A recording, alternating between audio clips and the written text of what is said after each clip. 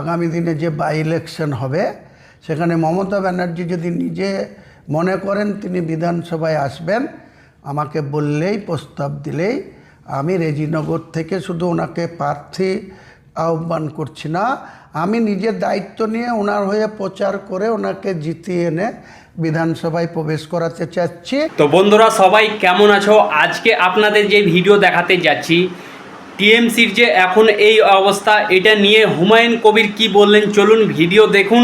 এই ভিডিও দেখার পরে আপনাদের কি মতামত নিচে কমেন্ট বক্সে লিখে অবশ্যই জানাবেন। তো বন্ধুরা ভিডিও শুরু করার আগে আপনাদেরকে আমি ডিসক্লেমার দিয়ে দিচ্ছি, আমি কিন্তু কোনো রকম পলিটিক্যাল পার্সন নই এবং আমাদের এই চ্যানেলটা একেবারে নিরপেক্ষ চ্যানেল। তো চলুন ভিডিও দেখুন।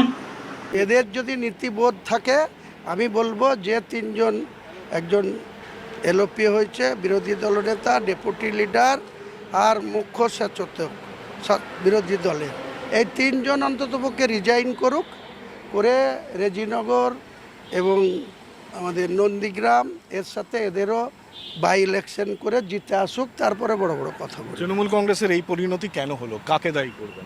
নেত্রী নিজে দায়ী, নিজের দলের রাস নিজের হাত থেকে ভাইপুকে ছেড়ে দিয়েছিল। ভাইপু যা খুশি করেছে, ভাইপুর তোলাবাজি করেছে, ভাইপুর টাকার বিনিময়ে এমএলএর টিকিট দিয়েছে, ৭৪ জনকে বাদ দিয়েছে, তার কোনো রিজন নাই, সঠিক ব্যাখ্যা নাই।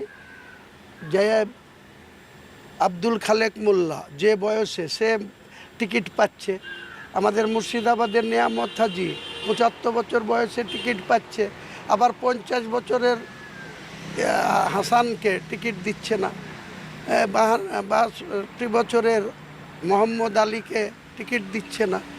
একই জায়গায় ৮২ বছরের লোক টিকিট পাচ্ছে, আবার ৫২ বছরের লোককে বাদ দিচ্ছে, তার কোনো গ্রাউন্ড নেই। তো বন্ধুরা যেমন কি আপনাদেরকে আমি ভিডিও দেখালাম, আই হোপ আপনাদের ভিডিও পছন্দ হয়েছে। যদি পছন্দ হয়ে থাকে তাহলে একটা লাইক করে দিবেন এবং এই ভিডিওটা বেশি বেশি করে হোয়াটসঅ্যাপ, ফেসবুকে শেয়ার করে দিবেন। বন্ধুরা যদি আপনারা এই ভিডিওটা পুরো দেখতে চান তাহলে ভিডিওর নিচের ডিসক্রিপশানে লিঙ্ক দিয়ে দেবো, আপনারা সেখান থেকে পুরো ভিডিওটা দেখতে পারেন।